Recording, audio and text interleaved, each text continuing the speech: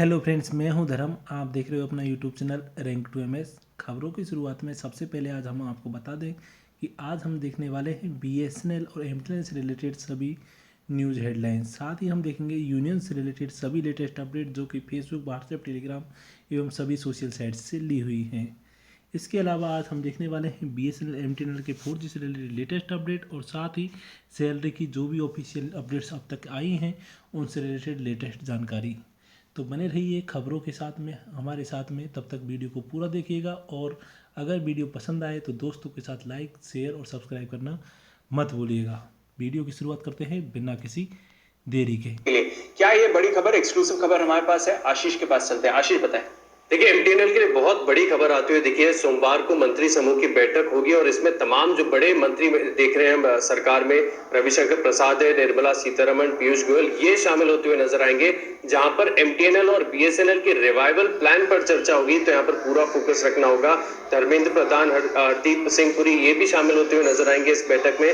और पिछले साल में आपको बता दूं कि अक्टूबर में जो है इस रिवाइवल प्लान को कहीं ना कहीं सरकार की तरफ से एक समर्थन देखने को मिला था, जिसके चलते आप देखिए कि सरकार का अब सीधा फोकस है एमटीएनएल और बीएसएनएल का जो रिवाइवल है इसके ऊपर सरकार पूरे प्रयास कर रही है। उन्होंने कह दिया है कि इसकी जो बिकवाली है, इसका बिकवाली वो नहीं करेंगे और इनफैक्ट यहाँ पर जो रिवाइवल प्लान है इस पर सरकार का पूरा फोकस होगा।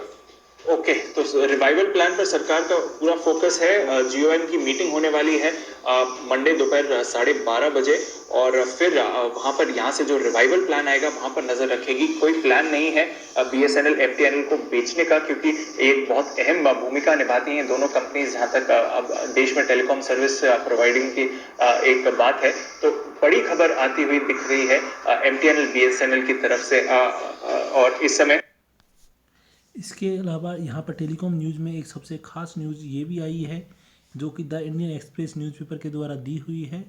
वहाँ पर जो विशेष खास करके जो बहुत बड़े बड़े साइंटिस्ट हैं उनके द्वारा एलियंस के पहली बार रेडियो सिग्नल मिले हैं, जिसमें एलियंस का होना प्रतीत होता है और रेडियो सिग्नल्स फर्स्ट टाइम धरती पर एलियंस के द्वारा जो भेजे हुए रेडियो सिग्नल हैं वो मिल पाए हैं। तो इससे रिलेटेड न्यूज़ का आर्टिकल भी यहाँ पर द इंडियन एक्सप्रेस के द्वारा दिया गया था। वहीं सैलरी न्यूज़ नहीं आ रही है। ओम प्रकाश कुमार जी के द्वारा ये क्वेश्चन पूछा गया है कि क्या 19 तारीख होने के बावजूद भी बीएसएनएल की सैलरी नहीं आएगी।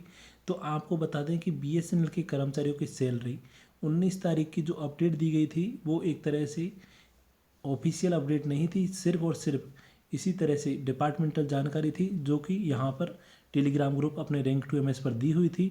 लेकिन आपको बता दें कि सैलरी की न्यूज़ अभी तक कोई भी ऑफिशियल न्यूज़ नहीं है और ऐसा माना जा रहा है कि यूनियंस के द्वारा जो लेटर लिखा गया था उसके परिणाम स्वरूप क्रिसमस से पहले पहले आने के चांसेस हैं। तो 23-24 तारीख को आसपास आपकी सैलरी क्रेडिट हो सकती है। अभी तक इससे रिलेटेड कोई भी ना ही तो फंड रिलीज हुआ है, सर्किल ऑफिस में आया है, ना ही कोई इससे रिलेटेड खास अपडेट है। वहीं बीएसएनएल के बीआरएस ऑप्टीज के एक्सग्रेशिया का जो 4th इंस्टॉलमेंट है उसके लिए भी आपको बता दें कि अभी तक कोई भी ऑफिशियल लेटर जारी नहीं हुआ है, ना ही अभी तक जो भी आपकी ये पेपर वर्क था वो अभी तक भी कंप्लीट नहीं हो पाया है, जिसकी वजह से जब तक बीएसएनएल की तरफ से इसके लिए कोई ऑफिशियल लेटर नहीं निकल जाता है या फिर बीएसएनएल के द्वारा पहले तो डीओटी को लेटर भेजा जाएगा, उसके बाद डीओटी इससे रिलेटेड जानकारी रिलीज करेगा और चेक रिलीज करेगा और उससे रिलेटेड जो लेटेस्ट अपडेट है वो भी ऑफिशियल वेबसाइट पर देगा। उसके नेक्स्ट दिन ये प्रोसेस हो पाएगी, यानी कि 2 to 3 डेज का टाइम इसके अंदर लगना ही है। अभी भी आपको बता दें कि इससे रिलेटेड बीएसएनएल के द्वारा कोई भी इस तरह का लेटर सबमिट नहीं किया गया है, तो इसका मतलब तयशुदा है कि इस महीने भी आपके जो ये पेमेंट है 4th इंस्टॉलमेंट का, इसके आने की संभावना बहुत ही कम है।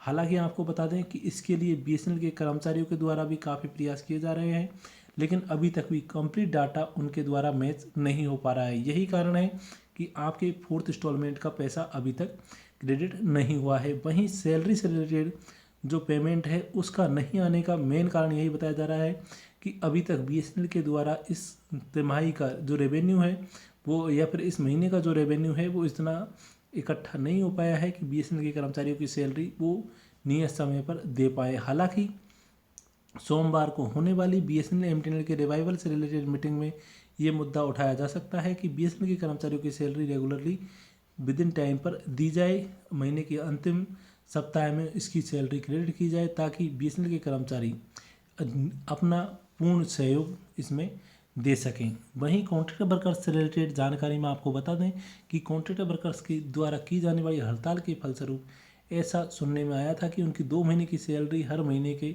अंतिम वीक में क्रेडिट की जाएगी, लेकिन इससे रिलेटेड अभी तक चूँकि बीएसएनएल के द्वारा इसके लिए स्पेशल फंड रिलीज किया जाता है लगभग 2 से 2.5 करोड़ के आसपास, जिसके थ्रू 2 महीने की सैलरी कॉन्ट्रैक्ट वर्कर्स की दी जाती है, लेकिन अब की बार अभी तक इस तरह का कोई भी फंड रिलीज नहीं हुआ है, जिससे ये गारंटी देना बहुत ही मुश्किल है कि आपकी 2 महीने की सैलरी इस महीने भी क्रेडिट हो पाएगी। हालांकि बीएसएनएल की सभी यूनियंस के द्वारा बीएसएनएल के जितने भी फेसबुक, व्हाट्सएप, टेलीग्राम ग्रुप हैं, वहाँ पर इस पर भी काफ़ी ज़्यादा मात्रा में मुद्दा उठाया जा रहा है, जिसमें ये चर्चा की जा रही है कि कॉन्ट्रैक्ट वर्कर्स की सैलरी, बीएसएनएल के कर्मचारियों की सैलरी और साथ ही वीआरएस ऑप्टीज के 4th इंस्टॉलमेंट का पैसा सभी को नियमित करना बहुत ही ज़रूरी है। वहीं बीएसएनएल एमटीएनएल के 4G से रिलेटेड लेटेस्ट अपडेट में आपको बता दें कि अभी तक कोई भी कोर कंपनी का फिक्स होना अभी तक नहीं तय हुआ है, लेकिन आपको बता दें कि narrow band IoT services provide की जा रही हैं। साथ ही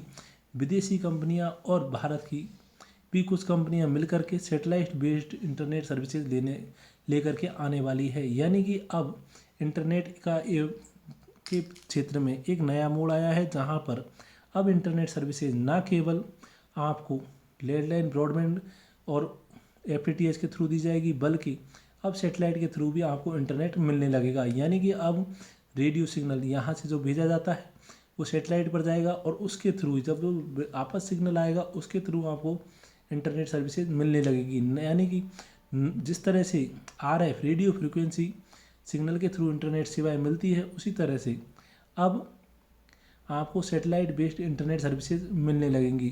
तो ये बहुत ही बड़ी खुशखबरी है सभी कस्टमर्स के लिए जो कि इंटरनेट का भरपूर यूज़ लेते हैं, और साथ ही आप बीएसएनएल के और एमटीएनएल के सभी कर्मचारियों के लिए ये बहुत ही महत्वपूर्ण सूचना है।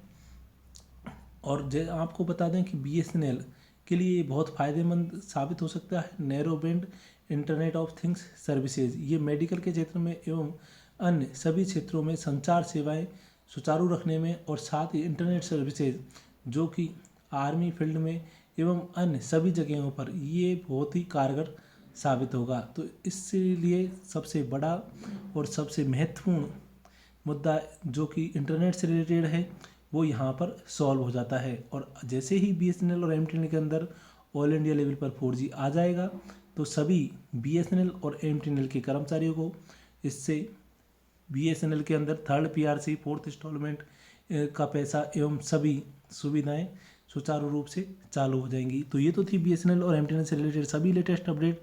मिलते हैं नेक्स्ट वीडियो में नेक्स्ट न्यूज़ के साथ में। तब तक वीडियो को लाइक करें, दोस्तों के साथ शेयर करें और सब्सक्राइब करें आपके अपने YouTube channel rank to MS को। धन्यवाद।